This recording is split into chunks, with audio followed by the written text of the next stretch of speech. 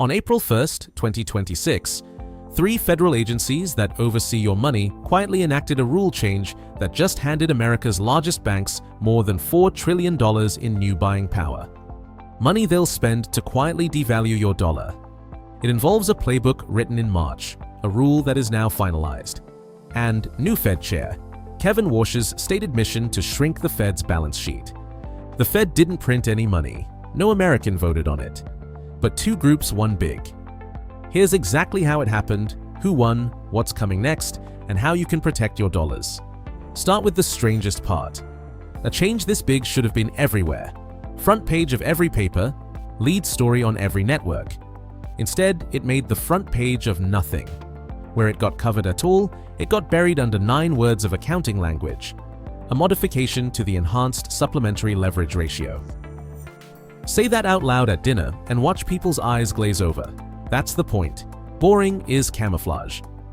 The official story is that this was about sound money and shrinking the Fed. Responsible stuff. Grown-up stuff. The regulators even put it in writing. The goal, they said, was to reduce the penalty banks face for holding low-risk, low-return assets. Translate that one line and it says something very different. We made it cheaper for the biggest banks to buy government debt. Hold on to that sentence, because it's the whole game. So let's follow the money one step at a time until you can see exactly where it lands. Because it lands in 2 pockets, neither one is yours. Start with the man whose name is on the title. Kevin Warsh was sworn in as Fed Chair on May 22nd. He's not a mystery. For years, he's said the same thing in plain English. The Fed has gotten too big. It holds too much. It props up too much. He wants it smaller. His pitch is that the Fed should step back and let the Treasury Secretary deal with government spending on his own. Stop being the buyer that makes reckless borrowing painless. That sounds like discipline. It sounds like a man taking away the punch bowl. And maybe part of him believes that. But here is what the discipline story leaves out. If the Fed stops buying the government's debt, somebody else has to. And the government isn't borrowing less. It owes about $39 trillion and pays roughly $3 billion a day just in interest. So if you're going to shrink the buyer that has propped up this market for 15 years, you had better line up a replacement first. Quietly. Before anyone notices, the old one is walking out the door. That's where the rule change comes in. And there's a manual for it. 2 months before Warsh's first day, the Fed published a paper. It reads like a repair guide for a machine. It was written by 4 Fed economists, including Governor Stephen Miron. The title, and I am not making this up, is A User's Guide to Reducing the Federal Reserve's Balance Sheet. Sit with that title for a second. Not should we. A user's guide. As in, here are the steps, here is the order, here is how to pull this off without anything visibly breaking. The Fed is sitting on about $6.6 trillion in assets. The paper maps out how to shrink that pile by $1 to $2 trillion. And buried in the steps is one quiet sentence. To make this work, it says, make it easier for the big banks to absorb government bonds, including by loosening their leverage and capital rules. Underline that.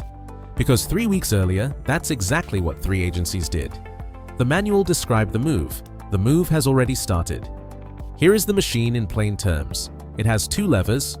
Pull both, and you have swapped out the buyer of America's debt without telling anyone. Lever 1 is room. On April 1st, the Fed, the FDIC, and the OCC changed a single capital rule for the biggest banks. Here is what that rule actually is, in human language. Regulators force a bank to keep a cushion of its own money behind everything it owns. A safety reserve, so the bank can't gamble with your deposits and blow itself up. The change shrank that required cushion for the biggest bank's main subsidiaries by $219 billion. A 28% cut. That's not my number, that's the regulator's own staff estimate. In their own filing. Now watch how $219 billion turns into trillions. A bank doesn't hold a dollar of cushion for every dollar it owns. Against safe assets, it holds roughly a nickel. About 5 cents on the dollar. So flip it. Free up $219 billion of required cushion, and if every dollar of cushion backs about $20 of assets, here's the math. $219 billion divided by 0.05 equals $4.38 trillion. There's your $4 trillion. It's not cash in a vault, it's room. Permission for the biggest banks to go buy up to $4 trillion more in assets without breaking a single rule. And the safest, most convenient thing to stuff into that room? US government bonds. The exact thing the government is desperate for someone to keep buying. But room is only half the trick. A wide-open garage is useless with no car to park in it. The banks need the cash to fill that space. That is lever 2. Right now, banks park trillions of dollars at the Fed and get paid interest just to leave it sitting there. A no-risk paycheck for doing nothing. Walsh wants to wind that down, carefully, and eventually stop paying banks to sit on idle money. Think about what happens the day that paycheck starts shrinking. The money stops sitting still. The banks yank it out of the Fed and go hunting for something that pays. And waiting for them, thanks to lever 1, is a wide open space to buy government bonds that pay more than the Fed was paying them anyway. Room without money is an empty garage. Money without room has nowhere to go. Snap the two levers together and you have built a brand new buyer for the government's debt. The banks, just as the old buyer, the Fed, heads for the exit. Now here is the part that should stop you cold. By every normal rule, this should be exploding right now. The government is rolling over $39 trillion in debt. It dumps new bonds onto the market every single week. And the Fed, the biggest buyer for 15 years, is backing away. When supply floods in and the buyer leaves, prices drop and interest rates spike. That's the textbook. That is the debt crisis every YouTube channel has been warning you about. Except it's not happening. The auctions are clearing even with slightly weaker demand. Long-term rates are up. The 30-year just hit 5.19%, but it's not Armageddon. On the surface, everything looks manageable. Let's be completely honest about what that calm really is. It's not safety, it's the tell. It's calm because the replacement buyer was wired in before the old one left. The handoff already happened and almost nobody noticed. But follow where the banks get the money to buy. When a bank buys a bond, it does not dig into a pile of existing cash. It creates a new deposit to pay for it. An entry on a ledger. That deposit is new money, bank-made money. So the Fed gets to say, truthfully, look, we didn't print $1, our balance sheet is shrinking. Walsh keeps his promise. The headlines stay clean and responsible. Meanwhile, fresh dollars are flooding into the economy through the side door of the banking system. Same flood. Different faucet. There is already a name for this. People call it stealth QE. So what does invisible money printing cost a regular person? Let's make it a real human being. Meet Julia. She is a nurse.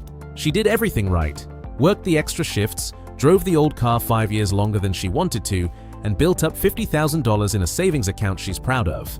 Her bank pays her the national average on that money, 0.38% a year, less than half of 1%. On her $50,000, that is about $190 of interest for the whole year. Now let those stealth dollars do their work. When new money pours in faster than the economy grows, prices climb.